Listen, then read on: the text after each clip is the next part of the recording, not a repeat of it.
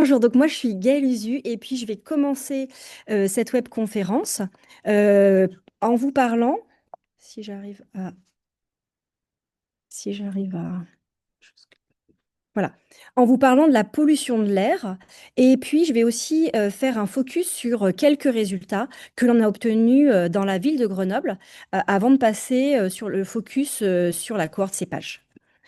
Alors, tout d'abord, pour le contexte, de quoi parle-t-on quand on parle de pollution de l'air? Vous savez que la composition de l'atmosphère est composée majoritairement de gaz, dont l'azote, l'oxygène et puis quelques gaz rares. Et quand on parle de pollution de l'air, eh bien, on parle en fait d'introduction de polluants qui vont être nuisibles à la santé et à l'environnement pendant un temps donné. Et ces pollutions, en fait, ils vont avoir diverses sources qui vont provenir soit des activités humaines, soit des sources naturelles. Et tout cela, en fait, va être dépendant de l'endroit où on se trouve. Il faut savoir qu'il n'y a pas une pollution, mais des pollutions, et qu'elle est vraiment très dépendante des sources locales d'émissions. Et en fait, je pense qu'il est aussi très important de rappeler que on peut par exemple contrôler l'eau que l'on boit, mais on ne peut pas contrôler l'air que l'on respire. C'est pas un choix de mode de vie, c'est une exposition environnementale involontaire de tout le monde et qui malheureusement touche pratiquement 100% de la population mondiale et quel que soit le groupe d'âge. Quand on parle d'impact sur la santé, on s'intéresse aux particules ou particulate matter, puisque l'impact sanitaire et la mortalité anticipée est liée pour 75 à 90% à l'impact des particules sur le système respiratoire et qui vont ensuite impacter tous les autres organes. Alors quand on parle, vous avez peut-être entendu parler de PM10, PM2,5, PM1. PM, ça veut dire particulate matter pour matière en suspension. Ce sont des sortes de poussières qui sont non visibles à l'œil nu, dont les sources principales, comme j'ai déjà dit tout à l'heure, peuvent être très diverses. Et puis, si vous regardez cette image sur la droite, eh bien, typiquement, une particule de 2 microns 5, eh bien, ça va être juste à être un peu plus gros qu'un bacille de bactéries, mais par exemple plus petit qu'un globule rouge. Une particule de désert saharien, par exemple, ça va être un peu plus gros, aux alentours de 10 microns, mais ça va être moins gros qu'un grain de pollen qu'on peut commencer pour certains à voir à l'œil nu, surtout quand ils sont agrégés. Mais vous voyez, par exemple, toutes ces particules restent toujours bien inférieures à un cheveu humain. Donc ça, c'était pour vous donner un peu l'idée. Ces particules, voilà, sont vraiment non visibles à l'œil nu et puis elles ont un temps de résidence dans l'atmosphère qui va varier de 0 à 15 jours. Mais on dit aussi que ces particules, ce qui est aussi important à retenir, c'est qu'elles vont être capables, en moins de 10 jours, elles peuvent faire le tour de la planète. Donc, on est impacté en fait par la pollution qu'on produit, mais aussi par celle qui est produite par nos voisins. Je voulais vous prendre deux exemples de polluants particuliers qu'on rencontre à Grenoble, qui sont issus d'une campagne qui s'appelait Mobilair, où on a regardé pendant un an à trois endroits, donc sur une station du centre urbain de Grenoble qui était à la caserne de Bonne, le centre de fonds urbain grenoblois, qui est une station de référence qui est dans le parc, le parc des Frênes au niveau de la Villeneuve, et puis aussi un site de fonds périurbain qui était situé à Vif. Et on a suivi en fait différents polluants. Et ces deux graphes vous montrent en fait la spécificité des polluants locaux versus les polluants qu'on va dire qui sont plus régionaux. Et donc, si on prend l'exemple du cuivre sur la gauche, le cuivre, en fait, il est émis par les plaquettes des voitures lorsque l'on freine. Et ce que l'on peut voir, c'est que sur les sites urbains, enfin qui sont plus dans la métropole, comme la caserne de Bonne et le parc des Frênes, eh bien, on a des émissions de cuivre en bleu et en orange qui vont être largement supérieures à celles que l'on peut voir à Vif, où le trafic est moindre que dans le Y grenoblois. Mais par contre, à droite, A contrario, vous avez en fait vous avez un 3 graphes du sulfate, d'un suivi du sulfate annuel, et vous pouvez voir qu'en fait, ces courbes sont quasiment superposées, hormis un ou deux événements. Et en fait, le sulfate, il provient d'aérosols vieillis, ou alors de masses d'air qui proviennent de d'autres vallées alpines, voire même qui peuvent arriver de l'Italie.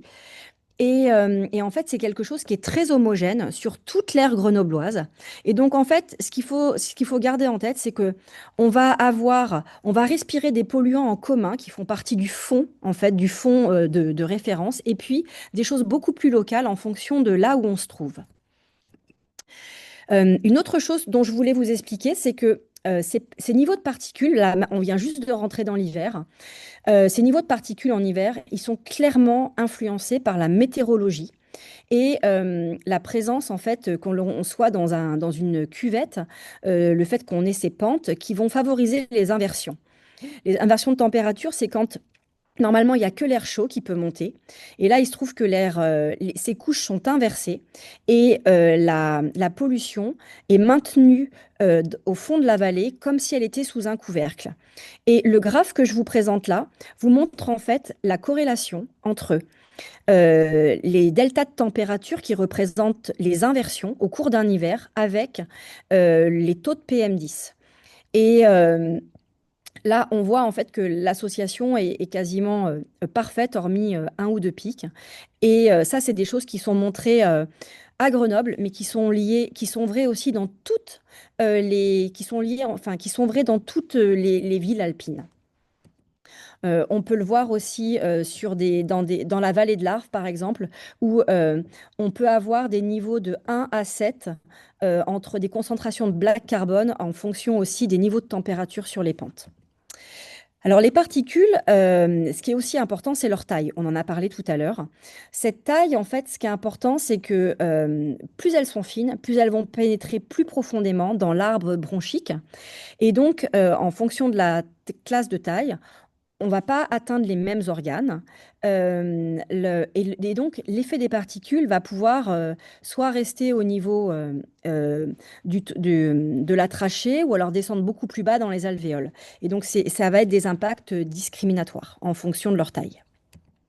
Et enfin, je voulais vous parler aussi de la réglementation actuelle et de l'exposition aux particules, qui aujourd'hui est largement en fait a été mise à jour en 2024 avec une nouvelle directive qui diminue en fait les normes révisées à atteindre pour les niveaux de particules. Donc, quand on parle de niveau de particules, on parle de concentration dans l'air. Finalement, ça représente une masse. Et il est important de savoir que cette masse, en fait, elle est là pour nous protéger, mais ça n'est pas suffisant parce qu'elle ne tient pas compte de la composition chimique, mais aussi de la taille des particules, ni de leur solubilité.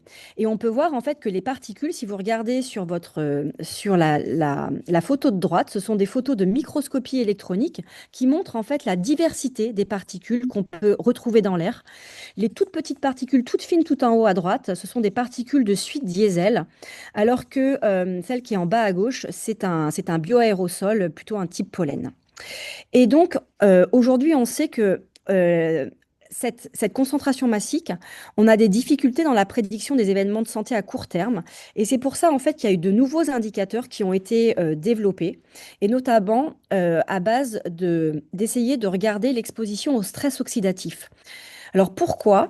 Parce qu'en fait, lorsqu'on respire les particules dans notre poumon, on va avoir l'induction d'espèces réactives de l'oxygène qui vont venir déséquilibrer le milieu pulmonaire et qui vont être capables d'induire du stress oxydatif. Et ce stress oxydatif, eh bien, c'est un dénominateur commun de différentes affections cardio-respiratoires, voire vasculaires. Et donc, on a développé comme ça un nouveau proxy de l'impact sanitaire qui regarde en fait juste la capacité des particules à oxyder le milieu pulmonaire. Et là-dessus, en fait, Grenoble a été pionnier, et notamment la cohorte cépage aussi. Et donc, ce que je peux vous montrer, ce sont des tests en fait où, quand on récupère les filtres des enfants de la cohorte, eh bien, on va les mettre en contact avec des solutions antioxydantes pour voir la quantité d'antioxydants consommés par les PM pour savoir si elles sont oxydantes ou non. Et avant de passer la parole à Valérie, eh bien, je voulais vous montrer des résultats à l'échelle de l'agglomération où on sait en fait qu'on a environ une dizaine de sources de particules qui impactent la qualité de l'air à Grenoble, que lorsqu'on les regarde sous le prisme de la concentration massique, eh bien, ce qui impacte le plus à l'échelle annuelle la concentration massique, c'est la source du chauffage au bois. Ensuite, ce sont des sources régionales d'air, de masse d'air processée.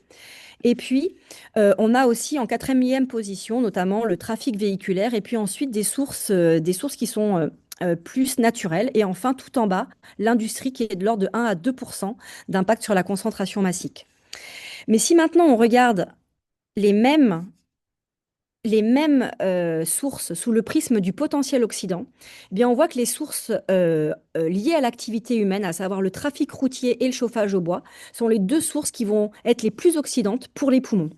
Et donc, en fait, ça, ce sont des recommandations qu'on a pu formuler à nos élus pour leur expliquer que s'ils souhaitaient en fait faire diminuer les concentrations massiques et les niveaux de potentiel oxydant sur l'agglomération, il fallait vraiment cibler les sources de chauffage au bois non performants, mais aussi tout ce qui est trafic véhiculaire sur la ville pour préserver les poumons. Et je terminerai sur une petite note pour vous dire que les tendances de la qualité de l'air sur Grenoble sur ces 10 dernières années, ça s'est franchement amélioré. On a une diminution monotone depuis 2016 qui est constante pour tous les polluants, à part l'ozone, qui est un gaz en fait oxydant, et qui est dû au réchauffement climatique. Et comme on a plus d'ensoleillement l'été, on en émet plus. Mais sur, en tout cas, les sources anthropiques, tout diminue. Donc voilà, je voulais terminer sur cette petite note un peu de bon augure pour la suite, parce qu'il faut continuer les efforts. Et puis je vais maintenant passer la parole à Valérie, qui va vous parler des effets sur la santé. Voilà. Voilà, bonsoir à tous. Donc, les effets sur la santé, et on va aborder ce point selon deux aspects. D'une part, c'est que sait-on aujourd'hui de l'impact de la pollution de l'air sur la santé en général? Et puis, finalement, grâce à vous, quels résultats ces pages sont venus enrichir en fait ces connaissances scientifiques? Alors ça, je vais reprendre un tout petit peu ce qui a été dit par Gaël initialement, c'est-à-dire que en fait, on inhale tous les jours l'équivalent de 25 kilos d'air, alors que en moyenne, à côté, c'est 1 kilo de nourriture et 2 kilos de liquide que nous mangeons ou nous buvons. Donc en fait, en termes de quantité, l'air, c'est bien ce qui va pénétrer dans le corps et dans le sang plus que n'importe quelle autre substance. Et donc à partir de là, bien sûr, est important de respirer un air le plus pur possible, en tout cas le moins pollué pour protéger l'ensemble de la population. Alors, les premiers résultats quant à l'impact de la pollution de l'air sur la santé, c'est peut-être un événement que vous avez déjà entendu parler, ce qu'on appelle le Great Smog, qui est finalement le brouillard épais à Londres en décembre 52, qui est un phénomène par lequel, en fait, s'est conjugué différents événements. La première chose, c'est qu'il faisait particulièrement froid, Mm. mais qu'il y avait aussi un anticyclone, et Gaël vous en a parlé un petit peu, c'est-à-dire qu'une masse d'air chaude au-dessus de la masse d'air froide, et donc pas de dispersion des polluants. En fait, tous les polluants émis restent en fait concentrés là où ils ont été émis, et donc proches de la population. Et il y avait aussi des conditions atmosphériques particulièrement défavorables, hein, sans vent. Donc, il faisait froid, utilisation accrue de charbon, plus d'émissions en plus de polluants atmosphériques. Donc, en fait, en plus, c'est quelque chose voilà, qui s'est exacerbé dans le temps. Et donc, ça a conduit à une formation d'une épaisse couche de brouillard au-dessus de la ville de Londres qui se voyait hein, vraiment avec une visibilité réduite compte tenu de c'est une couche en fait de particules. Et bien sûr, cela pénètre hein, aussi dans les espaces intérieurs. Ça reste pas dans l'air ambiant, juste sur le trottoir. Et il avait été estimé à l'époque que c'était de l'ordre de 4000 personnes qui étaient décédées sur cette période hein, de quelques jours seulement. Mais finalement, des estimations ont été refaites depuis et probablement c'est entre 10 000 et 12 000 personnes en réalité qui sont décédées de l'impact de cette pollution intense. Cela a conduit à la première loi pour améliorer la qualité de l'air en 56. Et bien sûr, tout cela a commencé, mais c'était juste pour avoir un bref petit historique. Alors, ce que l'on sait, c'est l'impact de la pollution de l'air sur la mortalité prématurée, et ça, c'est beaucoup médiatisé, donc je pense que vous en avez entendu parler. On estime aujourd'hui en France que c'est 40 000 personnes qui décèdent de façon prématurée chaque année de l'impact de la pollution de l'air en France. Vous avez les données OMS, 7 millions de personnes qui décèdent de façon prématurée par an en Europe. Et globalement, ce que montre la figure de gauche, c'est qu'on a plutôt une distribution assez inégale, en fait, de cette répartition, de ce pourcentage de décès prématurés attribués à la pollution de l'air selon les zones géographiques. Ce que vous voyez en bleu, donc plutôt Europe, Amérique du Nord, où finalement les impacts sont moindres que dans d'autres régions du monde, telles qu'en Asie, voire même dans la partie nord de l'Afrique. Donc, on estime aujourd'hui que les particules sont responsables de 62% de cette mortalité prématurée attribuable à la pollution de l'air. Et puis, ce que les études ont montré, c'est qu'il n'y avait pas vraiment d'effet seuil, en fait. Pour chaque augmentation de quelques microgrammes supplémentaires de particules, eh bien, il y a des effets sur la mortalité prématurée. Il n'y a pas un seuil en dessous duquel on peut se dire si on a atteint ce seuil, enfin, si on ne le dépasse pas dans ce sens-là, il n'y a pas d'impact sur la santé. On a montré que même avec des niveaux relativement faibles, il y a malgré tout un impact sur la santé. Alors, ce que vous voyez là sur la mortalité, bien sûr, c'est la partie vraiment très visible de l'iceberg. Avant la mortalité, ça a des impacts aussi sur le développement de certaines pathologies. On pense en premier lieu à la santé respiratoire, mais je suis désolée, cette slide est cette diapo est en anglais, mais c'est juste pour dire qu'en fait, c'est pas parce que le poumon, c'est l'organe qui va être le premier en contact avec la pollution de l'air. Mais c'est pas pour autant que l'impact de la pollution de l'air sur la santé se limite à la santé respiratoire. Il y a des effets qui ont été clairement démontrés sur la santé cardiovasculaire, sur le diabète, sur des cancers et aussi sur les événements liés à la naissance, la naissance prématurée, les petits poids de naissance. Voilà. Donc, voilà, juste pour préciser que je vais vous parler ensuite de la santé respiratoire, mais que ça ne s'arrête pas à l'impact sur la santé respiratoire. Alors, quand on s'intéresse à l'impact de la pollution de l'air, on s'intéresse à la fois, il faut bien distinguer deux choses, l'exposition à court terme ou l'exposition à long terme quant à leurs effets sur la santé. Je vais, pour illustrer cela, prendre le cas de l'asthme, par exemple. On peut, vous savez, la maladie asthmatique, c'est une maladie qui, un jour, se déclare. Et puis ensuite, il y a des épisodes avec plus ou moins des symptômes de la maladie, voire même quand ils sont sévères, des hospitalisations, ce qu'on appelle les manifestations de la maladie. Mais cela est variable dans le temps, hein. Il y a des périodes où il n'y a pas de symptômes et puis des périodes où il y a plus de symptômes qui peuvent amener jusqu'à l'hospitalisation. C'est ce qu'on va appeler la manifestation de la maladie. On peut s'intéresser à identifier dans quelle mesure les expositions aux polluants de l'air des heures, jours ou quelques semaines avant ces symptômes ont été en fait responsables de l'apparition de ces symptômes. Et donc là, on parle des effets vraiment à court terme, des effets aigus de l'exposition sur l'expression d'une maladie préexistante. Mais on peut aussi se poser la question, finalement, cette maladie, elle a, en fait, un jour, elle s'est déclarée.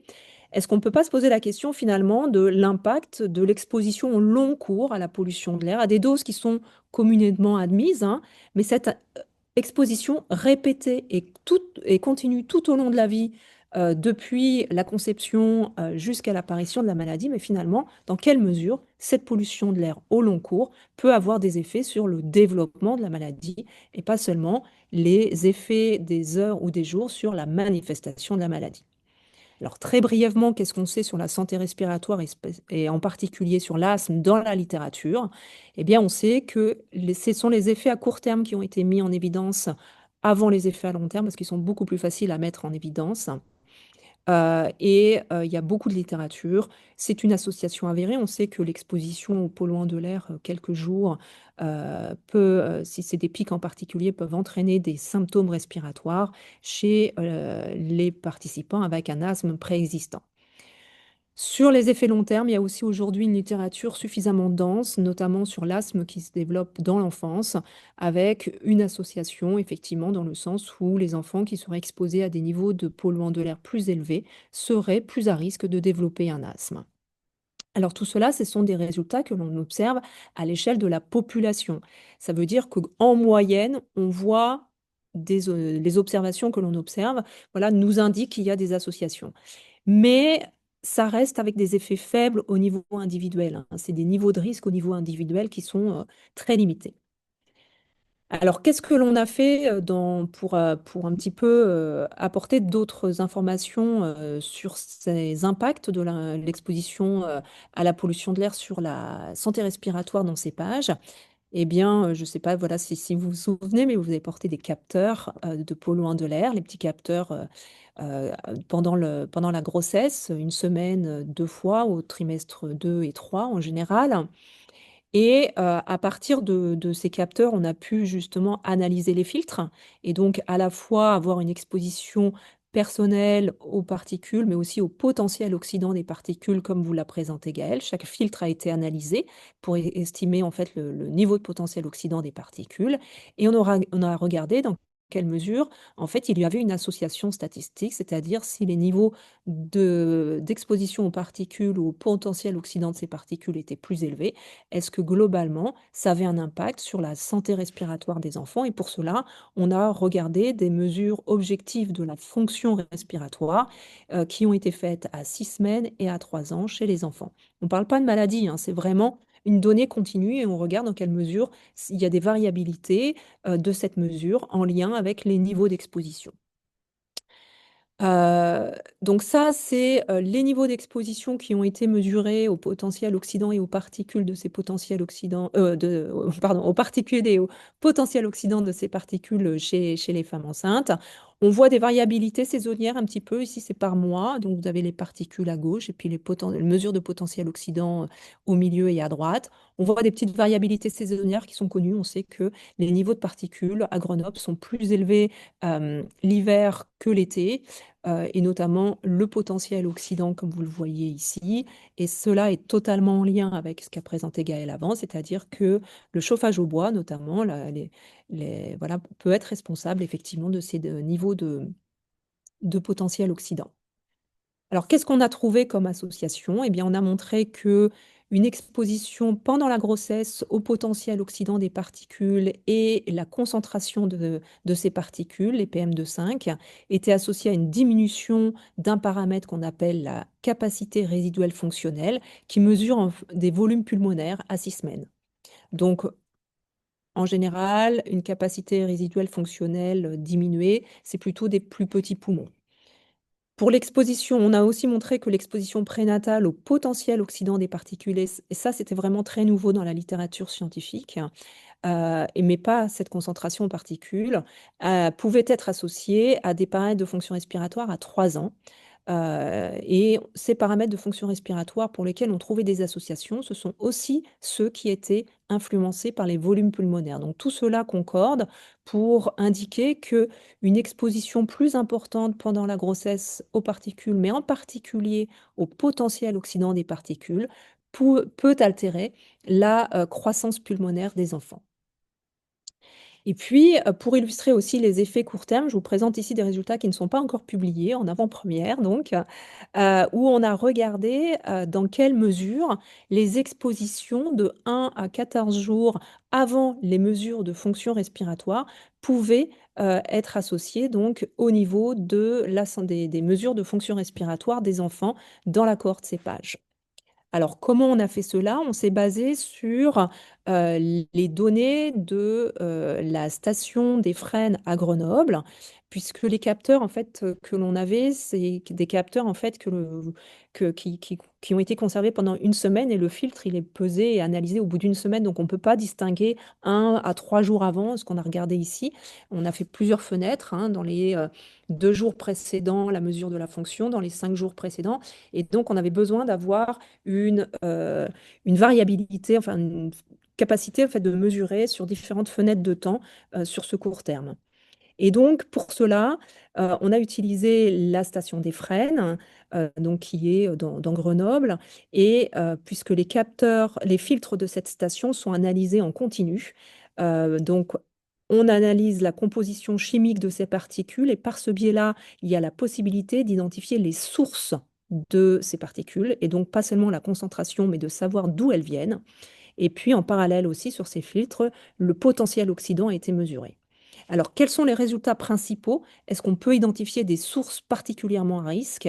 Eh bien, tout cela concorde avec ce que Gaël vous a présenté auparavant. Ce que l'on trouve, c'est que c'est une exposition à court terme qui est plus élevée, quand elle est plus élevée en lien avec le trafic routier et le chauffage au bois. C'est dans ce cas-là où on trouve plus d'associations avec une altération de la fonction respiratoire des enfants.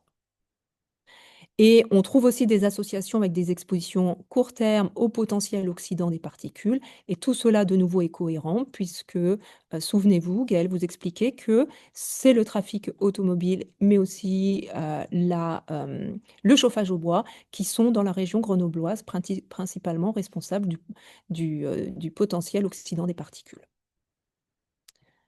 Donc, en conclusion, il faut retenir avant tout que la pollution de l'air, elle a diminué en Europe, mais en France aussi, et y compris à Grenoble, et de façon importante au cours de ces dernières décennies. Donc, on est aujourd'hui exposé à des niveaux de pollution de l'air qui sont bien moindres que ce à quoi on pouvait être exposé 50 ans plus tôt.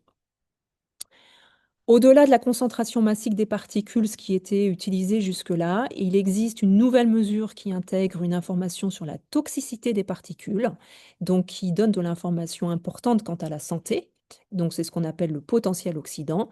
Et grâce à tous ces travaux, cette mesure, elle est recommandée désormais dans la réglementation européenne pour la qualité de l'air. Donc ça permet d'améliorer d'un point de vue réglementation aussi les estimations de l'impact de la pollution de l'air sur la santé de façon générale. Les résultats de la cohorte cépage, eh bien, comme je vous l'ai montré, ils ont permis de renforcer l'effet de l'exposition précoce aux particules et en particulier au potentiel oxydant des particules sur la santé respiratoire des enfants. Et ça, c'était particulièrement nouveau. Il y a très peu de scientifiques qui disposent de ces données. Et cela soutient la nécessité vraiment de suivre ce nouvel indicateur, comme on le disait avant, au niveau de la recommandation européenne. Et puis un point aussi important, c'est que on vous a montré ici des associations statistiques, donc qui suggèrent qu'il y a un impact lorsqu'on est exposé à des niveaux plus importants, ce qui concorde en fait avec nos hypothèses d'entrée et que les résultats de la littérature. Mais ce qu'il faut quand même retenir, c'est que c'est des effets qui sont particulièrement faibles hein, au niveau individuel. Mais bien sûr, nous, en tant qu'épidémiologistes intéressés pour la santé publique, ça a un intérêt de santé publique globale car l'ensemble de la population est exposée, comme vous le disiez au tout début, et il n'y a pas de seuil en dessous duquel on peut se dire qu'il n'y a pas d'impact sur la santé. Donc, d'un point de vue de santé publique, ça a un intérêt, bien sûr. Au niveau individuel, il faut bien voir que les niveaux ici d'association sont beaucoup plus faibles, par exemple, que si on comparait à l'impact du tabagisme passif de l'enfant. Hein. Voilà la conclusion sur laquelle on voulait terminer. Voilà. Donc, Et si merci, vous avez des questions, n'hésitez pas. et merci de nous avoir suivis.